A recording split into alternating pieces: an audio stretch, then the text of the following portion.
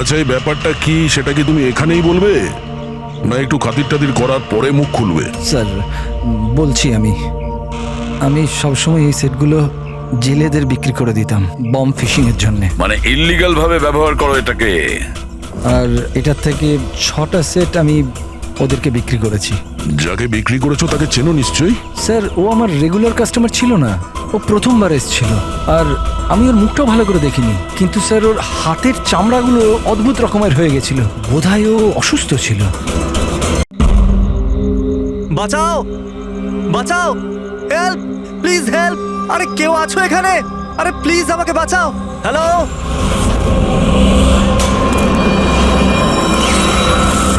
কেউ আছো এখানে? আরে কেউ তো বাঁচাও আমাকে।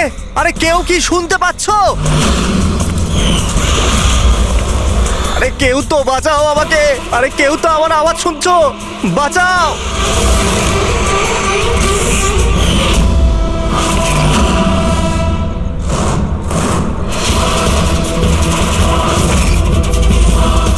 তুমি কে?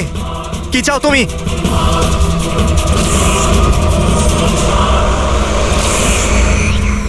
আরে বাঁচাও, বাঁচাও, বাঁচাও আমাকে, বাঁচাও।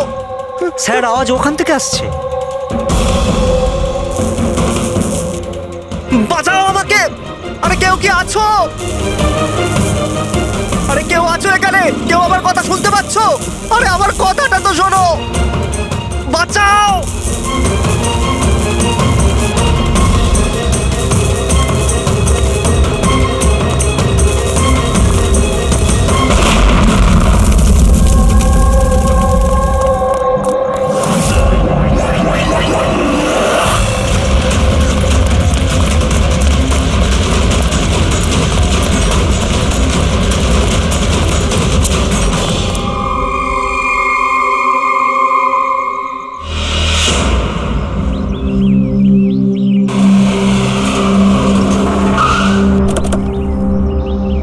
নমস্কার স্যার। নমস্কার স্যার। এটা বলো, যখন ব্লাস্ট হয়েছিল তখন কি তুমি এখানে ছিলে? ইয়ে স্যার, আমার সঙ্গে আরো একজন কনস্টেবল ছিল, হরনাথ। ওর প্রচন্ড আঘাত লেগেছে, এখনো হসপিটালে ভর্তি। তুমি এখানে পৌঁছলে কি করে? স্যার, আমরা নাইট ডিউটিতে ছিলাম, এখান দিয়ে যাচ্ছিলাম, তখনই একটা চিৎকার শুনতে পেলাম। আমরা ওকে দেখতে পাইনি। এখানে পৌঁছে আমরা কিছু করতে যাওয়ার আগেই বোম ব্লাস্ট হয়ে গেল।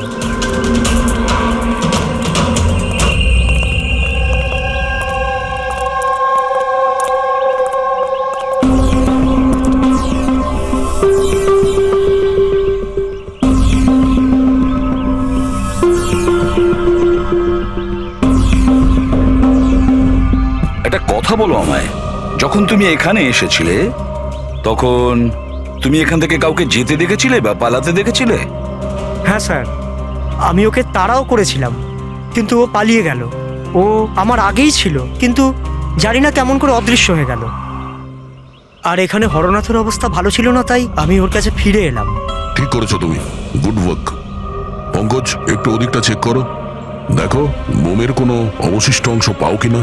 আর যদি কিছু পাও তাহলে ওটা এভিডেন্সে পাঠিয়ে দাও।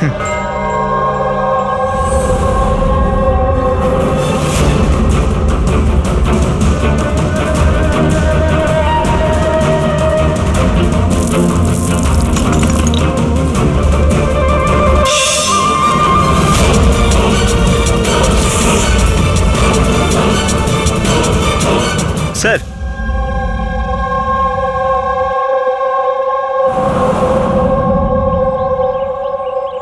ডাইনামাইট স্টিক, আর স্যার এতে ব্যাচ নাম্বারও লেখা আছে। Arrow dynamic. স্যার, হ্যাঁ, এটা কিছু একটা চকচক করছে।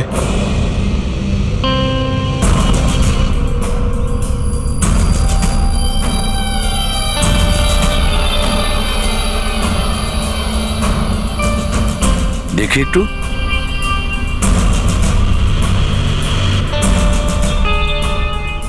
দয়া, এটা তো একটা দাঁত দেখছি, সোনার দাঁত। এক মিনিট, আচ্ছা একটু ম্যাগনিফাইং গ্লাসটা দাও তো।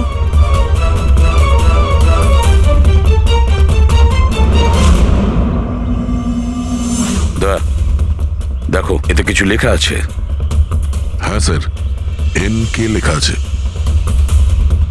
NK? আচ্ছা, এটা মরে যাওয়া লোকটার নামের ইনিশিয়াল নয় তো? হতেই পারে দয়া। এটা আবার হয়নি তো এই নামে যে আছে তাকে কিডন্যাপ করা হয়েছে?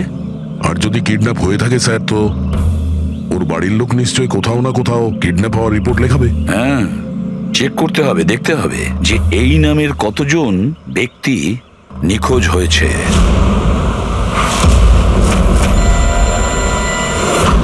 Yes sir.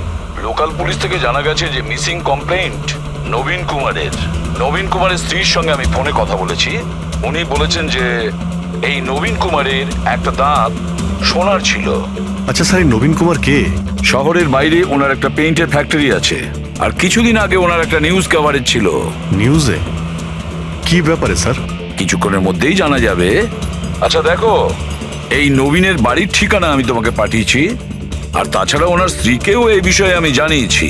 আর যদি আমার ধারণা ঠিক হয়ে থাকে তাহলে অভিজিৎ, নিশ্চয়ই মিডিয়ার লোক ওখানে তোমার আগে পৌঁছে যাবে। অনেক ঝামেলা আছে, সামলে নিও। ঠিক আছে, আমরা দেখে নিচ্ছি। ইয়া, হ্যাঁ, নবীন কুমারের বাড়ি যেতে হবে। স্যার অ্যাড্রেস পাঠাচ্ছেন। নবীন কুমার মুর্দাবাদ! নবীন কুমার মুর্দাবাদ! নবীন কুমার মুর্দাবাদ! নবীন কুমার মুর্দাবাদ! নবীন কুমার মুর্দাবাদ! নবীন কুমার মুর্দাবাদ! নবীন কুমার মুর্দাবাদ! নবীন কুমার স্যার স্যার স্যার, আপনি কি মিনিট, নবীন কুমারকে পরে, arrest পরে। করতে দেখেছেন, স্যার? পরে বলছি। স্যার, CID পরে আপনারা আমাদেরকে কাজ করতে দিন, আপনি please। কিছু তো বলুন না। আপনারা দেখি সরে যান, নিচ্ছেন। যেতে দিন দেখি। সরে যান, সরে যান বলছি। দেখুন, এইসব কিছু বন্ধ করুন আপনারা। দাঁড়ান। নাটক স্যার, নাটক তো নবীন কুমার রচিয়ে রেখেছে আমাদের এই শহরে। স্যার, ওরা সবাই নবীন কুমার মারা গেছেন। He is no more. এই লোকটা মেরেছে আমার স্বামীকে। খুনি এরা সবাই। এবার বলবে নাকি জেলে ঢুকিয়ে দেবো? বলো, কেন করছো এইসব? স্যার, আমরা মারিনি স্যার। স্যার, নবীন কুমারের রঙের ফ্যাক্টরি আছে স্যার, যেখানে প্রতিদিন 1000 টনেরও বেশি বিষাক্ত আবর্জনা নদীতে ফেলা হয় স্যার। স্যার, আমরা তো আন্দোলনকারী, আমরা ওনার এগেনস্টে আন্দোলন করছি। স্যার, বিশ্বাস করুন, আমরা ক্রিমিনাল নই, আমরা সোশ্যাল ওয়ার্কার স্যার। মিথ্যে কথা, মিথ্যে বলছে। হুমকি দিয়ে রেখেছিল আমার স্বামীকে। রোজ রোজ হুমকি দিত। না স্যার, আমি কোনো ধমকি দিতাম না, সে তো কোনো অন্য লোক স্যার। কারা? কাদের কথা বলছো? স্যার, ওরা সেই সব লোকগুলোই যারা সোশ্যাল সার্ভিসের নামে খারাপ কাজ করে, ল ইন অর্ডারের মিসইউজ করে স্যার। স্যার, আমি আর আমাদের প্রোটেস্টার্স আমাদের মধ্যে কেউ নয় স্যার। কি ধরনের হুমকি আসতো আপনার স্বামীর কাছে? কি হয়েছিল? এ নাও চা। আরে বাহ, গরম গরম চা। আচ্ছা, ওই এনজিওটার কি হলো? ওই এনজিও তো বিরক্ত করে মারছে। ফ্যাক্টরিতে ওয়ার্কার্সদের কাজ করতে দিচ্ছে না। এখন তো জল অনেক দূর করেই গেছে। মনে হচ্ছে পুলিশকে ডাকতে হবে। শোনো, বাহ নবীন বাবু, আপনাদের মতো সৎ লোক আবার পুলিশদের কাছে যাচ্ছে নাকি? তুমি ভেতরে কি করে এলে? আপনাকে মনে করাতে এসেছি যে আপনি যেটা করছেন সেটা ভুল করছেন। এখনো সময় আছে, শুধরে যান। Shut up! বেশি তর্ক করো না। এখন এই ঘর থেকে বেরিয়ে যাও। I said get out! আর কোথায় কোথায় ঢুকতে দেবেন না, আর কাকে কাকে আটকাবেন। আমাদের মতো লোক আপনাদের মতো লোককে ভয় পায় না, বুঝতে পেরেছেন? আর কেন জানেন? কারণ আমরা আপনাদের মতো খারাপ কাজ করি না। আজ তো আমি আপনার ঘরে ঢুকেছি। যদি আপনি আপনার স্বার্থের জন্য অসহায় মানুষদের জীবন নিয়ে খেলা যদি বন্ধ না করেন, তাহলে আপনার ফ্যাক্টরিতেও ঢুকবো। তোমাদের মতো গুন্ডাদেরকে না আমি সিধে করতে পারি। আর এই ফালতু ধমকিগুলো না অন্য কাউকে গিয়ে দেবে। আমার যা করার আমি তাই করব, আর তোমার যা করার করে নাও। আমি ধমকি দিচ্ছি না, বোঝাচ্ছি। যদি এই উল্টোপাল্টা কাজ বন্ধ না করেন, তাহলে আপনার ফ্যাক্টরি তো আমি বন্ধ করিয়েই ছাড়ব। তুই আমার ফ্যাক্টরি বন্ধ করবি? হ্যাঁ, ফ্যাক্টরি বন্ধ করবি তুই আমার? শোনো, শোনো প্লিজ, প্লিজ তুমি শান্ত হও। আর আপনি ওকে বিরক্ত করা বন্ধ করুন। আপনি যান এখান থেকে প্লিজ। প্লিজ বলছো তুমি একে? হ্যাঁ, আমি তোকে লাথি মেরে বার করে দেবো। চল। এটা কোত্থেকে আওয়াজ এলো?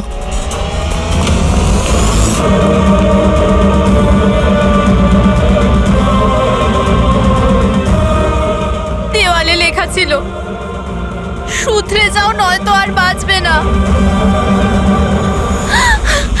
আর শেষ পর্যন্ত মেরে ফেললো এরা নবীনকে। এই লোকটা মেরে ফেলেছে আমার স্বামীকে। বিশ্বাস করুন স্যার, আমি সত্যি বলছি, আমি কিচ্ছু করিনি স্যার। যে করেছে তাদের কথা স্যার বলো। নিশ্চয়ই, কেন বলবো না স্যার। স্যার ওনার জন্যই তো আজকে আমরা ফেসেছি স্যার। স্যার আমরা প্রোটেস্টার, আমরা সোশ্যাল এনভায়রনমেন্টের জন্য প্রোটেস্ট করি স্যার। স্যার ওরা অনেকটা নিচে নামতে পারে স্যার। চিনতে পারবে তাদের? নিশ্চয়ই, কেন নয়, কিন্তু আমাদের সেফটির কি স্যার? ওরা অনেক খারাপ লোক স্যার। ডোন্ট ওয়ারি, তোমার কিছু হবে না। শুধু নামেই সোশ্যাল ওয়ার্কার, ওরা ক্রিমিনালস, ওরা তিনজনেই। ক্রিমিনাল? আর এটা তুমি কি করে জানলে? আমি কি, এটা সবাই জানে যে ওদের উপর কতগুলো কেস চলছে। সবসময় ওরা বেলেই বাইরে এসেছে স্যার। ওই মানুষটা নিজেকে পরিবেশের রক্ষাকর্তা বলে, নেচার গার্ডিয়ান। স্যার সবার প্রথমে ওই দিন কর। নবীনের মতো লোকের সব জায়গায় শত্রুই থাকবে স্যার। ওই বলে না স্যার, যেমন কর্ম তেমন ফল। তার মানে হ্যাঁ? কি বলতে চাইছো তুমি? কত নিরীহ মানুষের জীবন নষ্ট করেছে ও। হতে পারে তাদের মধ্যে থেকে কেউ বদলা নিয়েছে। তাদের মধ্যে কেউ কেন? বরং আমি তো বলছিলাম যে প্রতিশোধ তুমি নিয়েছো, তুমি ওকে মেরেছো। না স্যার, আমার সাথে ওর কোনো ব্যক্তিগত শত্রুতা ছিল না। আমি ওকে কেন মারবো? কারণ নবীনের কার্যকলাপে তুমি ক্ষুব্ধ ছিলে। কেন? স্যার যদি আমায় এরম কিছু করতেই হতো তাহলে আমি অনেক আগেই করে ফেলতাম। নবীন না জানি কত বছর ধরে আমাদের পরিবেশ দূষিত করছিল। তোমরা নিশ্চয়ই খুব আনন্দ পেয়েছো মিস্টার নবীন মারা গেছে শুনে। অন্য কেউ তোমাদের কাজ করে দিয়েছে কি? না স্যার, আমার ওর প্রতি কোনো মায়া ছিল না, কিন্তু আমি ওকে মারিনি। আমরা কি করে বুঝবো যে তুমি সত্যি বলছো? স্যার যে সময়ের কথা আপনি বলছেন ওই সময় আমি ইউনিভার্সিটিতে লেকচার দিচ্ছিলাম। আপনি চাইলে ওই প্রফেসর দেশাইয়ের সঙ্গে কথা বলতে পারেন। ওই সময় আমি ওখানেই ছিলাম। স্যার পল্লবী, ওকে প্রায় দিনই দেখা যায় নিউজে কারুর না কারুর সাথে ঝগড়া করতে। স্যার সোশ্যাল ওয়ার্কের ফিল্ডে আপনি যে কোনো কাউকে জিজ্ঞাসা করুন ওর ব্যাপারে, সবাই জানে যে ও কিরকম, ও নিজের টিম দিয়ে কিরকম উল্টোপাল্টা কাজ করায়। হ্যাঁ তো আমি ট্রেড অ্যাকাউন্ট করি, সোজাভাবে বললে লোকে বুঝতে পারে কই।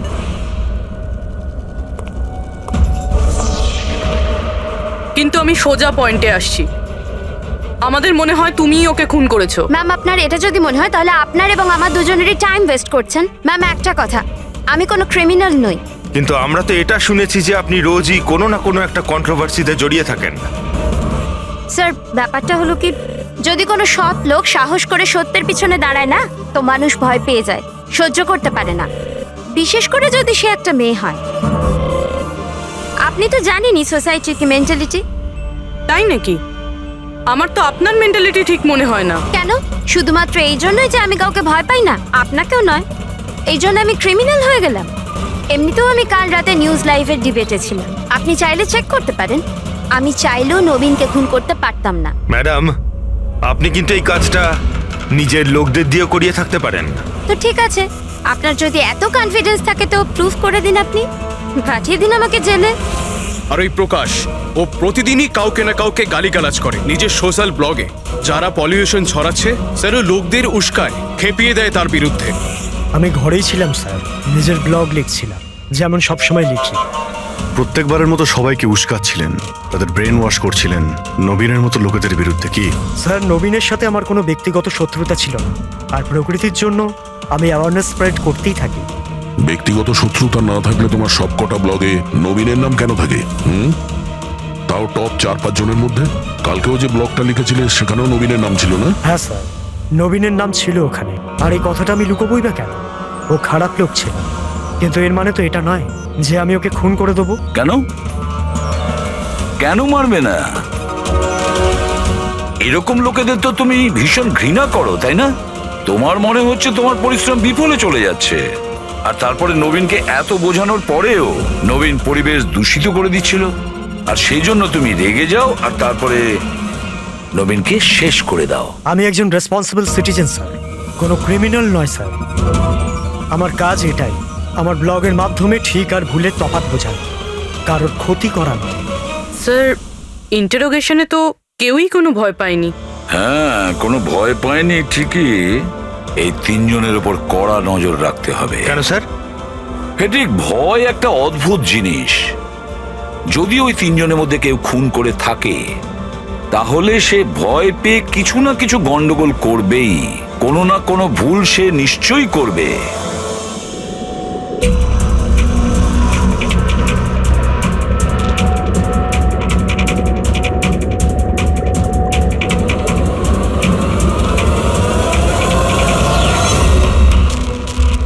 সারিকা দেখো এটার উপর কোনো ফিঙ্গারপ্রিন্ট আছে কিনা চেক করো।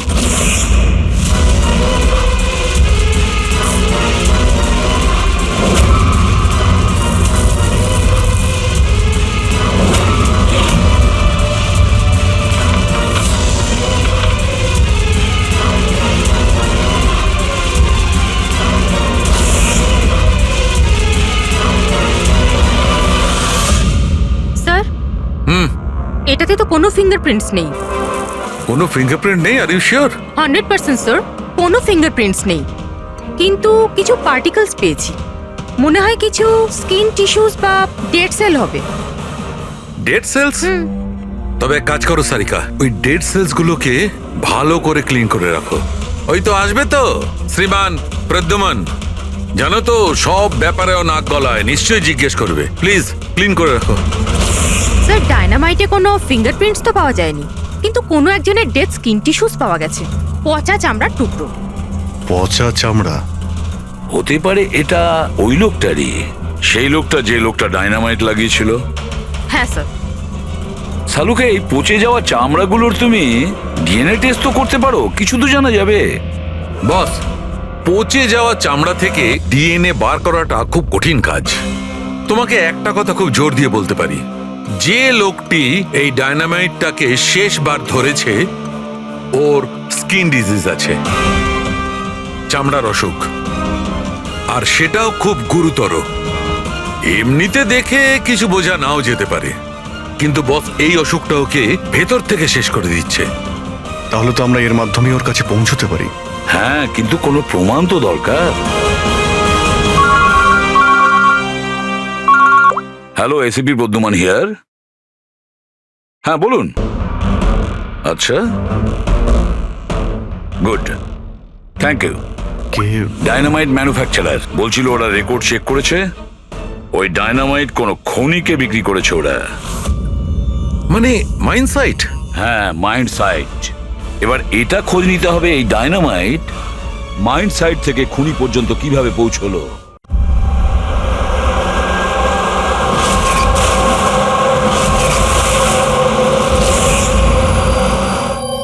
একটা ডাইনামাইট ওইদিকে লাগাও, ঠিক আছে? আর আরেকটা 50 মিটার দূরে ওইখানে লাগাও। হ্যাঁ স্যার। আর একটা ওইদিকেও লাগাতে পারো। আচ্ছা স্যার। একটা সোজা লাগাও ওইখানে, একদম 50 মিটার দূরে। আর এই 6 সেকেন্ড পরে ব্লাস্টগুলো হবে। ঠিক আছে স্যার। ওকে। আর কোথায় লাগানো যায়? ওইখানে মাঝখানে ফিট করা যাবে কি? এক্সকিউজ মি, আপনার নাম বিনীত?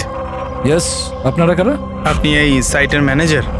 কিন্তু ব্যাপারটা কি বলুন তো? দেখুন বিনীত বাবু, যখন ম্যানুফ্যাকচারিং কোম্পানি থেকে ডায়নামাইট আপনাদের এখানে আসে, মানে এই সাইটে, মাইন্ড সাইটে, সেটার ইনচার্জ তো আপনিই হবেন, তাই না? ইনচার্জ তো আমি, কিন্তু কনসাইনমেন্টের পরে অপারেটর টিমও কিন্তু এটা হ্যান্ডেল করে। আমি এটা একা সামলাই না। আমরা জিজ্ঞেস করেছি আপনাকে যে ডায়নামাইট কে সামলায়। একটু এই ডায়নামাইট স্টিকটাকে দেখুন। আচ্ছা, ব্যাচ নাম্বার দেখে আপনি কি বলতে পারেন এই লটের বাকি ডায়নামাইট স্টিকগুলো কোথায় আছে?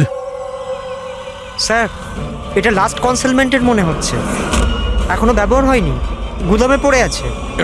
চলো দেখাও।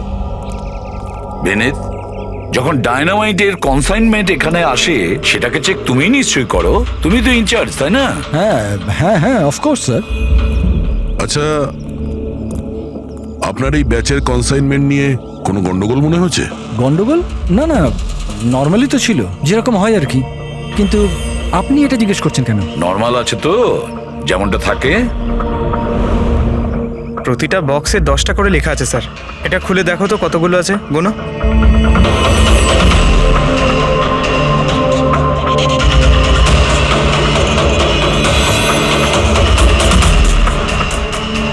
স্যার, একটা সেট কম আছে স্যার।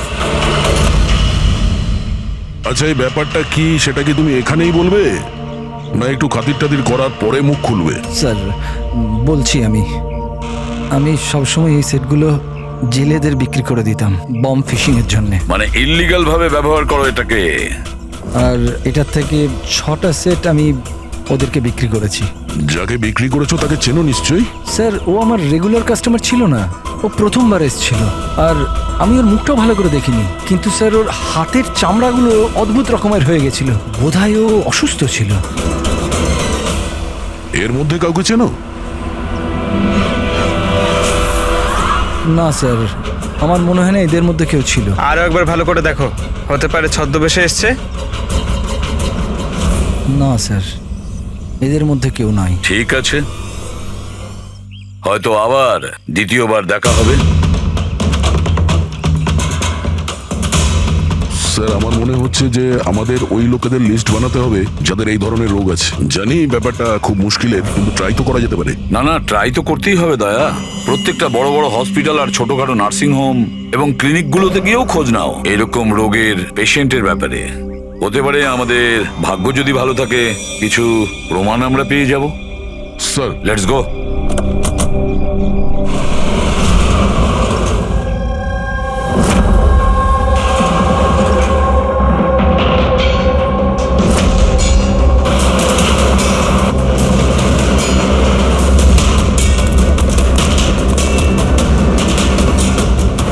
দেখুন, এই ধরনের অসুখ হাজার জনের মধ্যে একজনের হয়ে থাকে। বলতে পারেন এই ধরনের পেশেন্টের লিস্ট অনেক বড়। অনেক পেশেন্ট জানতেও পারে কিন্তু এর চিকিৎসা করায় না। এদের খোঁজা তো খুব মুশকিল। জানি, কিন্তু তবুও আমরা চেষ্টা করতে চাই। এই লোকটাকে পাওয়া আমাদের কাছে ভীষণ প্রয়োজন। দেখুন, আমি বুঝতে পারছি, কিন্তু এনভায়রনমেন্টাল ইনফেকশন কন্টিজিয়াস ডিজিজ, যেটা একটা মানুষের থেকে অন্য মানুষের মধ্যে ছড়িয়ে পড়ে, আর এটাকে সামলানো তো। এক মিনিট, কি বললেন আপনি? Environmental infection? হ্যাঁ, মানে আমাদের চারপাশের পরিবেশে হতে পারে এমন ইনফেকশন হাওয়া বা জল থেকে চারিদিকে ছড়িয়ে পড়ে। চলুন, আমি আপনাকে একটা পেশেন্ট দেখাবো। ছাড়ো আমাকে! কেন মারতে চাও আমাকে? ছেড়ে দাও আমাকে, যেতে দাও প্লিজ। দেখো, আমাকে যেতে দাও sir, please help me sir, help please, help sir, help.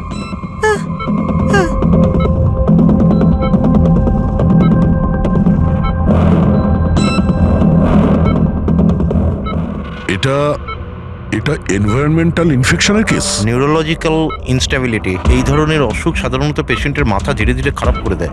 ও নিজের ধৈর্য হারিয়ে ফেলতে পারে আর মাথার ব্যালেন্সও নষ্ট হয়ে যায়, যেমনটা নীলজের হয়েছে।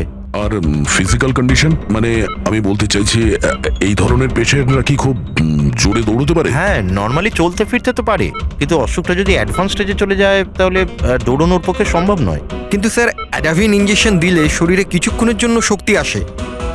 হ্যাঁ, কিন্তু ওটা সাইড এফেক্ট যথেষ্ট। স্যার, অ্যাডাভিন ইঞ্জেকশন দেওয়া যথেষ্ট ঝুঁকিপূর্ণ। রিস্কি হতে পারে, কিন্তু এই অপরাধের মানসিক অবস্থা যে ধরনের, তাতে হতে পারে যে ওর সাইড এফেক্ট নাও হতে পারে। কিন্তু যদিও নীলজের মতো মেন্টালি আনস্টেবল হয়, তাহলে চিন্তা আপনাদেরকেই করতে হবে। তার মানে এটাই যে একটা খুন করে থাকলে দ্বিতীয়বারও খুন করতে পারে।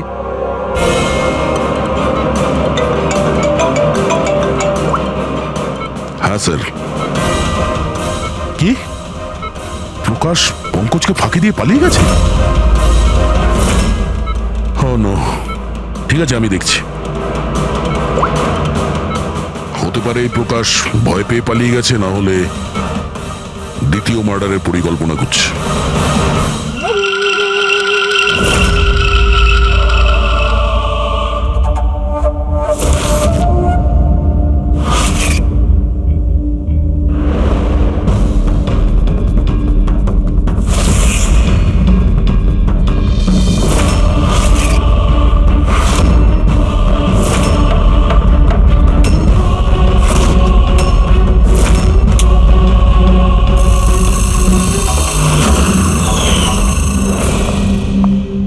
আরে বাবা, আজ তুমি তাড়াতাড়ি উঠে পড়লে। Good morning. এই রইলো তোমার চা, তাড়াতাড়ি খেয়ে নাও, নাহলে ঠান্ডা হয়ে যাবে।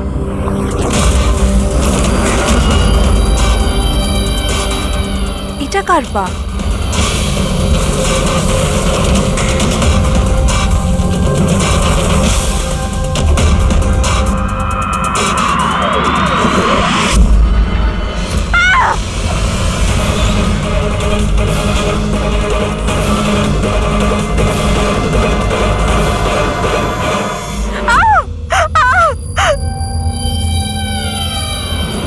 স্যার, আরও একটা মার্ডার।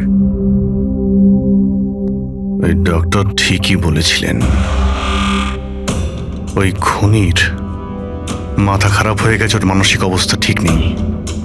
স্যার মনে হচ্ছে খুন করার একটা প্যাটার্ন বানিয়ে ফেলছে এই খুনি।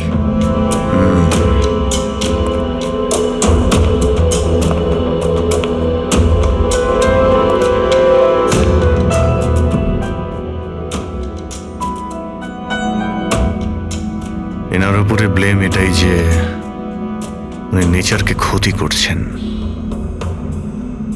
ইল্লিগাল ডিফরেস্টেশন, জমি হাতানোর জন্য ইল্লিগালি গাছ কেটে ফেলা। ওই খুনি এনার সঙ্গেও তাই করেছে।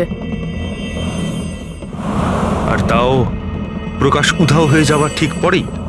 ওয়েপেন কি ব্যবহার করেছে? 100% চেইন স, না হলে হাড়ের সঙ্গে মাংসকে এইভাবে কেটে বডিটাকে দু টুকরো করা এত সহজ নয়। স্যার যদি চেন স ব্যবহার করেই থাকে তাহলে আওয়াজ নিশ্চয়ই হয়েছিল। বাড়িতে কেউ না কেউ তো শুনবে। রাতে কে কে ছিল? আমার হাজবেন্ড তো কাজের জন্য বাইরে থাকে, বাড়িতে শুধু আমি, বাবা আর আমাদের চাকর ছিল। আপনি আপনি কোনো আওয়াজ শুনেছিলেন? না, কোনো আওয়াজ শুনতে পাইনি। রামানন্দবাবুর কারোর সাথে শত্রুতা বা কেউ কোনোদিন হুমকি দিয়েছিলেন ওনাকে? হ্যাঁ, কিছু সপ্তাহ আগে কিছু অদ্ভুত হয়েছিল। বাবাকে কেউ ধমকাচ্ছিল আর বাড়ির বাইরে দেওয়ালে কেউ কিছু লিখে দিয়েছিল যে শুধরে যাও, না হলে তোমার সাথে ওরকমই হবে যেটা তুমি গাছের সাথে করো। স্যার এক্স্যাক্টলি যেরকম নবীনের কেসে হয়েছিল। স্যার একটা কথা কিছুতে মাথায় ঢুকছে না, খুনি কারোর বাড়িতে ঢুকে এরকম নৃশংসভাবে কাউকে খুন করে বাড়ি থেকে বেরিয়ে যায় আর কেউ কিছু শুনলো না, কেউ দেখলোও না, কিভাবে? আজ এনাদের অজ্ঞান করে দেওয়া হয়েছিল। দেখুন, আমার সন্দেহ হচ্ছে যে আপনাদের অজ্ঞান করা হয়েছিল খাবারের মধ্যে কিছু মিশিয়ে, সেই জন্যে আপনারা কিছু শুনতে পাননি। অজ্ঞান? হ্যাঁ, কিভাবে সেটা জানি না, কিন্তু সেটা জানার জন্য আমাদের এখানে যত জিনিস আছে সেগুলো ফরেন্সিক ল্যাবে পাঠাতে হবে।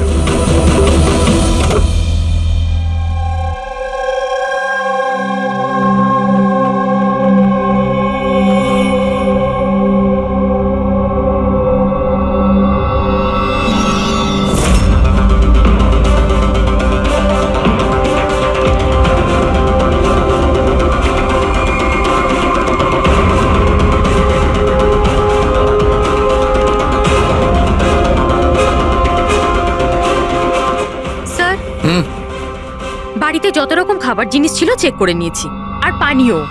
কিছুতেই ঘুমের ওষুধ পাইনি। No sedatives. পেলে না? আর শিওর? অ্যাবসলিউটলি।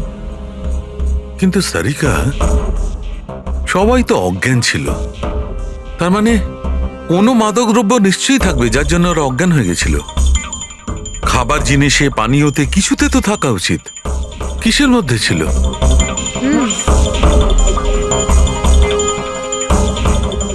হ্যাঁ, মাদক দ্রব্য ছিল।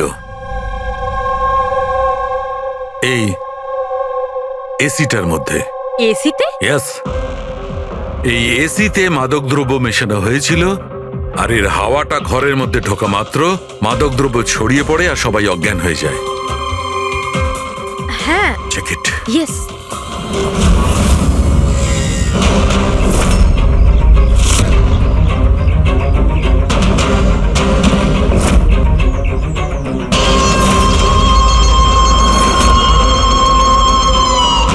দেখো সালুখে, তুমি আন্দাজে ঢিল মারছো না তো?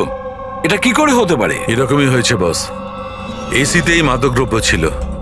আমি ওই এসিটার ব্লোয়ারে, ফিল্টারে সব জায়গায় সেনেটিভ পেয়েছি, আর সেটাও খুব হাই ডোজে।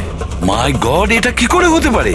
বস, এসিতে সেনেটিভ ছিল, মাদকদ্রব্য ঘরের মধ্যে ছড়িয়ে যায় আর সবাই অজ্ঞান হয়ে যায়। খুনি আসে আর বিনা বাধায় ওকে খুন করে, ও চলে যায়। কেউ কিচ্ছু শুনতে পায়নি। আচ্ছা ঠিক আছে। সালুকে ফোন করেছিল, বলছিল রামানন্দর বাড়িতে যে এসি মেশিনটা ছিল সেটাতে বিষাক্ত গ্যাস ভরা ছিল, অ্যানেস্থেটিক গ্যাস।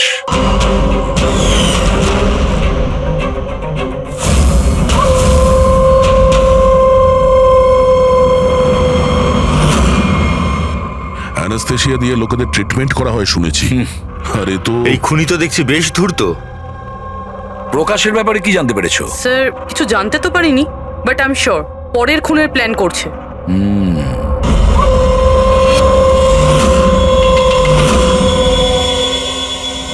কিন্তু খুনি যদি অসুস্থ হয় তাহলে প্রকাশ তো ভালোই দৌড়িয়েছিল। স্যার এমনটাও তো হতে পারে যে অন্য কাউকে দিয়ে এই খুনটা করিয়েছে। তাহলে ও পালিয়ে গেল কেন? এই শব্দটা কিসের? চলো তো।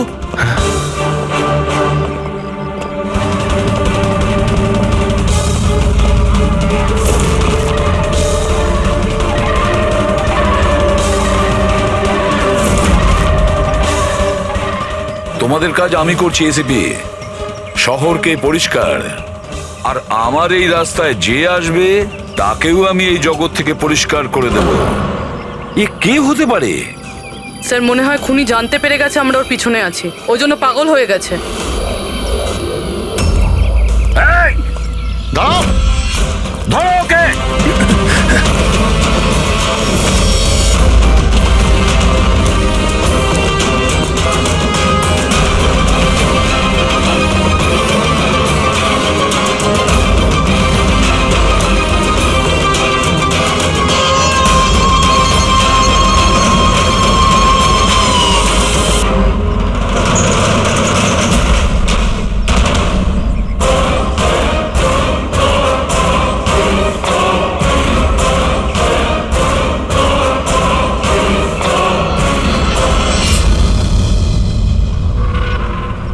স্যার, সিআইডি থেকেই লিস্ট এসছে।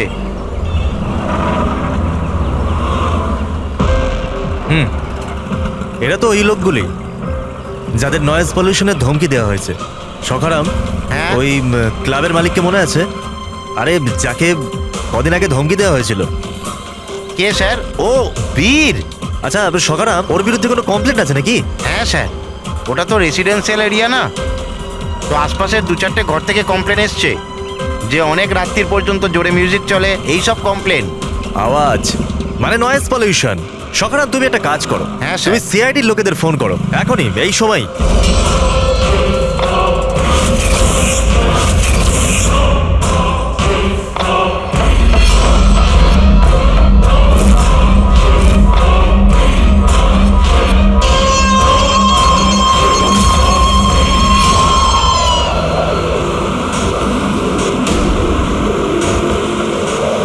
তাড়াতাড়ি করো অভিজিৎ, তাড়াতাড়ি। স্যার আমরা অন দা ওয়ে। ও নাইট ক্লাবের মালিক, ওর নাম বীর। কিন্তু স্যার ব্যাপারটা কি? দয়া, লোকাল ইন্সপেক্টর থেকে জানা গেছে বীরকেও একই রকম হুমকি দেওয়া হয়েছে, আর সেটাও শব্দ দূষণ করার জন্য। সরি স্যার, কিন্তু নয়েজ পলিউশন এটা একটু বেশি হয়ে গেল না? রবি, ওর মানসিক অবস্থা ঠিক নেই, এই খুনি যা খুশি করতে পারে। ডোন্ট ওয়ারি স্যার, ওই খুনি যদি ওখানে থাকে তাহলে এবারে আর আমাদের হাত থেকে বাঁচবে না স্যার। এই প্রকাশ কিন্তু এখনো নিখোঁজ, আর বীরের প্রাণ সংশয় রয়েছে। যে করেই হোক ওকে সুস্থ আর নিরাপদে আমাদের এখানে নিয়ে এসো।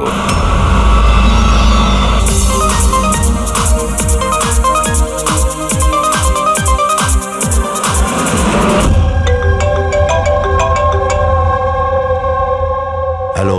হ্যালো বীর, আমি এসবি প্রদ্যুমান বলছি, সিআইডি থেকে। সিআইডি? কি হয়েছে স্যার? আমার কথা মন দিয়ে শোনো, তোমার প্রাণ সংশয় রয়েছে।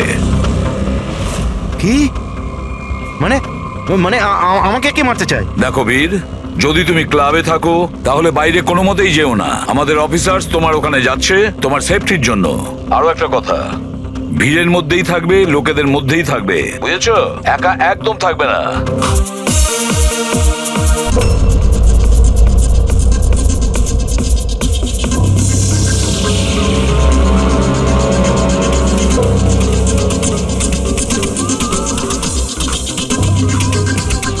দেখো, আমি আমার কেবিনে যাচ্ছি, ঠিক আছে? আর কাউকে ভেতরে আসতে দেবে না, বুঝেছো? কাউকেই ভেতরে আসতে দেবে না।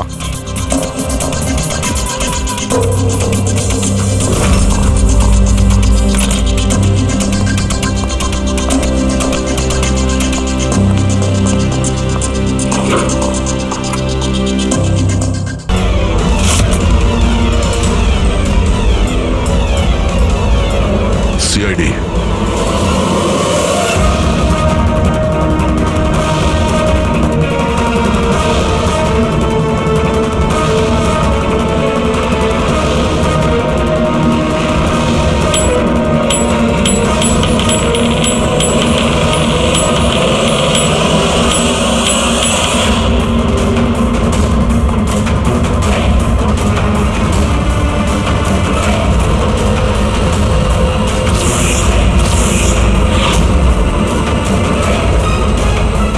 এ ভাই শোনো, এদিকে এসো।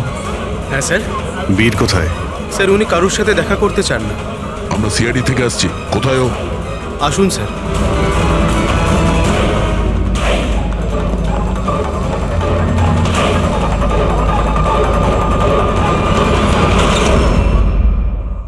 এই এই এই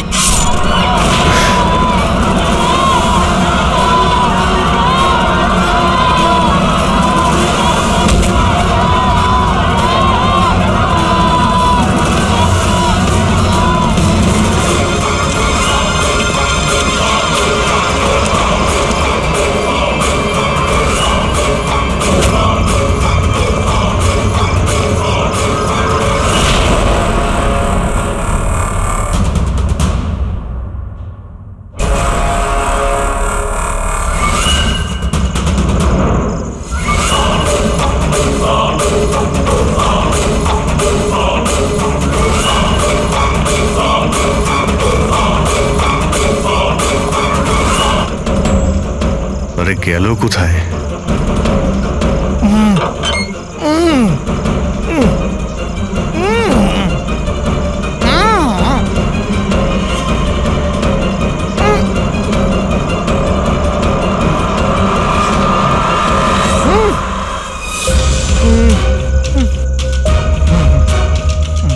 এই প্রকাশ, এসো বাইরে এসো।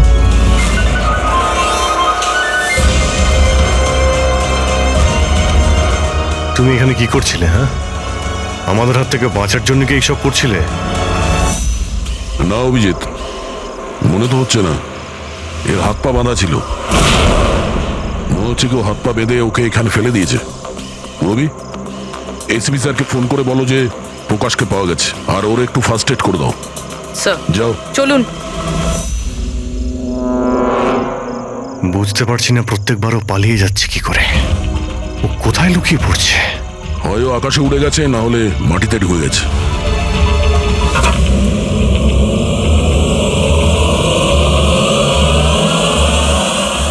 ও এখানেই আছে দয়া, এইখানে। কি? এইখানে।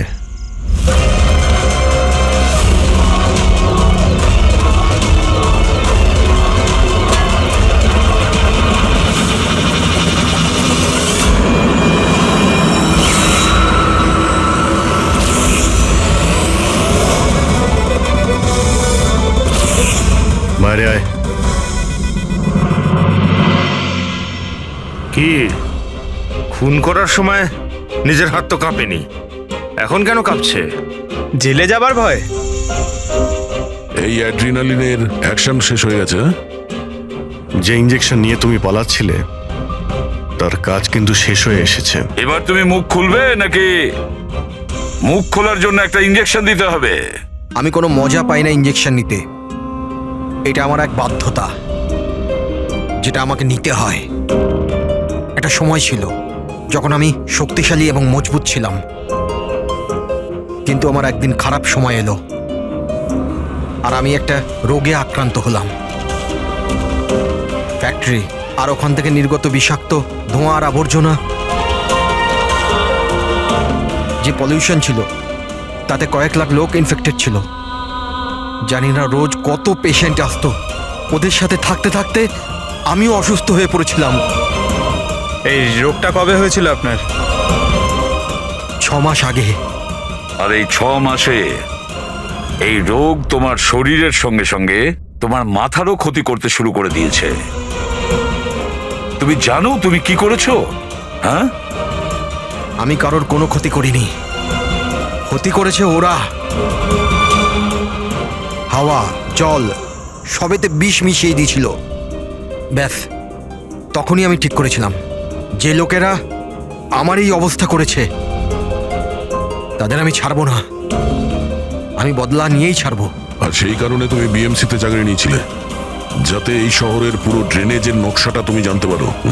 তারা সুযোগ নিয়ে তুমি ওখান থেকে পালিয়ে যেতে, আর আমাদের মনে হতো যে কোথায় তুমি হঠাৎ করে অদৃশ্য হয়ে গেলে।